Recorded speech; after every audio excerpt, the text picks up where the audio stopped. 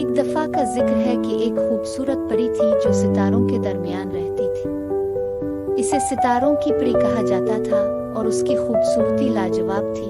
इसकी आंखें रात के आसमान की तरह चमकती थीं और उसके पर सितारे की चमक से दमकते थे।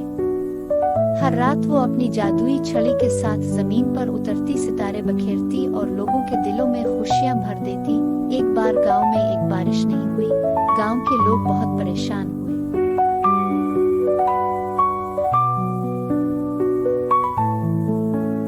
एक शाम सितारों की पीने का गुजर इस छोटे से गांव से हुआ जहां लोग उदास और मुश्किल में थे। फसलें खराब हो रही थीं और गांव वालों ने उम्मीद खो दी थी। उनकी हालत देखकर सितारों की परी ने उनकी मदद करने का फैसला किया। जब वो आसमान से उतरी तो गांव वालों ने एक रोशनी को अपनी तरफ आते देखा। वो सब गांव के चौक में जमा हुए, तजस्सुस और उम्मीद से भरे हुए। सितारों की परी ने बड़े ही प्यार से जमीन पर कदम रखा और अपना तारुफ कराया। उसकी मौजूदगी ने फौरी तौर पर अमन और हैरत का एहसास पैदा किया।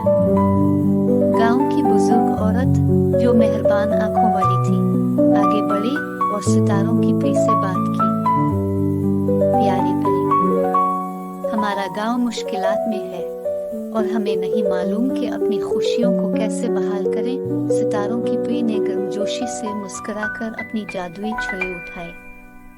फिक्र ना करो मेहरबान बुजुर्ग, मैं यहाँ मदद करने के लिए आई हूँ। इसने अपनी छड़ी हिलानी शुरू की और जैसे ही उसने किया फसलें सब्ज और सरसब्ज होने लगी और गांव वालों को नई उम्मीद और खुशी महसूस हुई।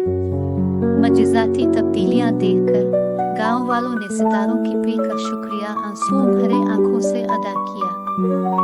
सितारों की परी ने फिर एक छोटी सी लड़की को देखा जो भीड़ के किनारे पर खड़ी थी। इसके हाथ में एक मुरझाया हुआ फूल था। उसने घुटने टेके और लड़की से पूछा, छोटी प्यारी, तुम्हारा नाम क्या है? लड़की ने जवाब दिया, मेरा नाम आमना है। सितारों की परी ने आमना के हाथ से मुरझाए हुए फूल को अपनी छड़ी से छुआ। फौरन फूल एक शानदार रंगीन फूल में तब्दील हो गया। आमना, इस फूल को अपने पास रखो, ये याद दिलाने के लिए कि अंधेरी रातों में भी हमेशा उम्मीद होती है। आमना ने फूल को गले लगाया और खुशी से मुस्कुराई। शुक्रिया सितारों की परी।